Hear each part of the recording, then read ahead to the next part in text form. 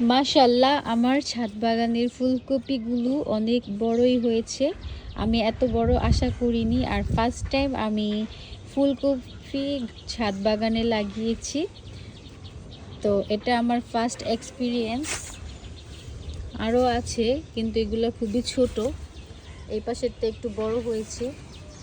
কিন্তু আমার একটা চিন্তার বিষয় হচ্ছে যে এই ফুলকপিগুলা এরকম হয়ে গেল কেন। আসলে কারো যদি জানা থাকে অবশ্যই আমাকে কমেন্ট করে জানাতে পারেন।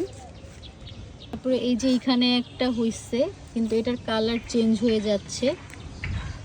এই ফুলকপিটা সুন্দর আছে, এটাও মেবি 2-1 দিন পরে ওইরকম হয়ে যাবে। তারপর এই যে এখানেও আছে। মাশাল্লাহ, আমি ছাদ বাগানে অনেকগুলাই ফুলকপির চারা লাগাইছিলাম। তারপরে এই যে এখানে 2টা লেটুস গাছ কি সুন্দর একদম ঝোপালো হয়ে আছে।